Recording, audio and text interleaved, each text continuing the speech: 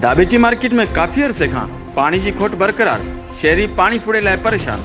चूंडियल नुमाइंदा ऐं पब्लिक हेल्थ वारा अगोर निंड में। दाबेची मार्केट जो गुज़िरियल 3 महीननि खां पानी बंदि, जॾहिं त एशिया जी सभ खां वॾी पंपिंग स्टेशन दाबेची में हुजण बावजूद हिते जा मक़ामी माण्हू पानी फुड़े लाइ परेशान। को बि ॿुधण वारो नाहे।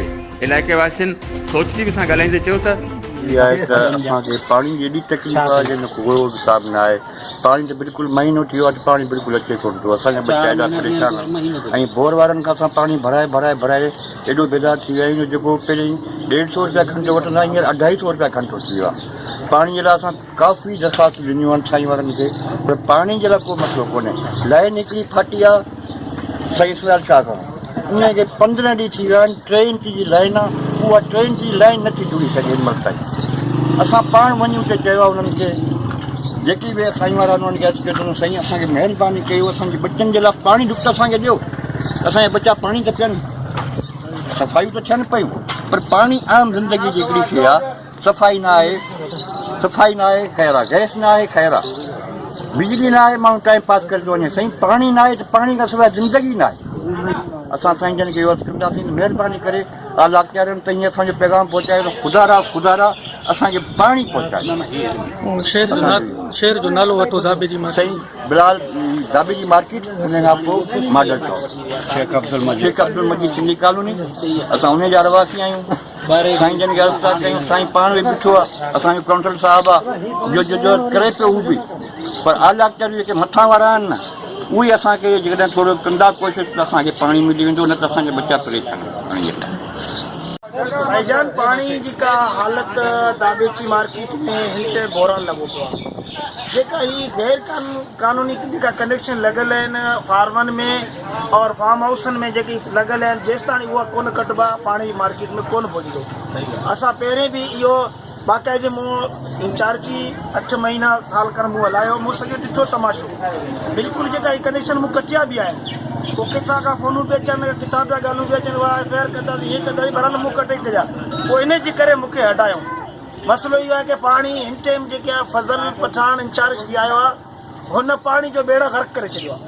पाणी बाक़ाइदे खपाए, पाणी जेके फार्म हाउसनि मां वञी 1-2 लाइनूं कटे पंहिंजो भरम ॾेखारे, हुननि खे ॿुधाई त मां इंचार्ज मां आहियां। पोइ हुनखे मोबाइलनि जूं गिफ्टूं, उन्हनि खे पैसनि जी थैलियुनि में पैकेज लिफ़ाफ़े में कमु थी वियो सिधो। हाणे 2 महीना थिया आहिनि, शेख मजीद कॉलोनी में हिकिड़ी लाइन टुटल आहे, 3 इंच जी लाइन टुटल आहे। उनखे ट्रेन जी टुटल खे महीनो थियो आहे, उनखे उहा लाइन नथो जुड़े। ख़र्चो घणो आहे, 2000 रुपयो ख़र्चो आहे। को पब्लिक हेल्थ वारो बि तयारु कोन्हे हुन ठहण जे लाइ, इंचार्ज ज़ाहिर ई कोन्हे, अमलो किथे आहे। भई असीं छा था करे सघूं? असीं काउंसलर आहियूं, असां न को असां वटि चेक था ॾिया, न असांजी का फंड आहे। असां आवाम सां गॾु बीठा आहियूं, शाना बचाना सफ़ाई जे हवाले सां बीठा आहियूं, पाणी जे हवाले सां बीठो आहियूं। ख़ुदा रहे जाम साहब बि आयो, विज़िट करे वियो, जाम साहब बि ॾिठो आहे, तमाशो हर चीज़ ॾिसी वियो आहे। असां आला उहिदेदारनि खे MNA MP ज़िला चेयरमैन खे अपील कयूं था, ऐं DC खे पाबंद करे गैर कानूनी कनेक्शन कटरायो। जेसिताणी कनेक्शन न कटंदा दाबेची मार्केट सुख जो सांस कोन खणंदो।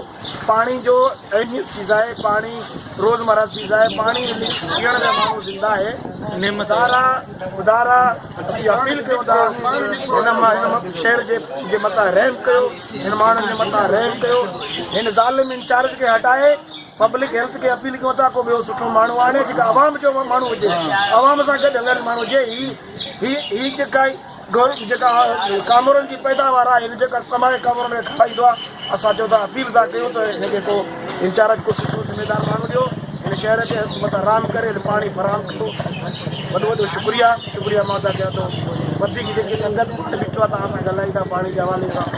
ॻाल्हि इहा आहे जो काफ़ी अरसे खां मातून आबाद आहे, जंहिंमें पाणी जी वॾी तकलीफ़ हुई, ऐं तकलीफ़ जे बावजूदि असां जदोजहद करे पंहिंजे ॻोठाणनि जे हिसाब सां काउंसलर वटि वियासीं, शाहिद मरी वटि वियासीं, चेयरमैन वटि वियासीं, ऐं असां ॻोठाणनि ते उन्हनि महिरबानी कई आहे। इहा महिरबानी कयूं त असांखे पाइप लाइन ॾिनो, जंहिंमें 1000 फुट असांखे पहिरें ॾिनो ऐं 1000 फुट असांखे पोइ ॾिनो।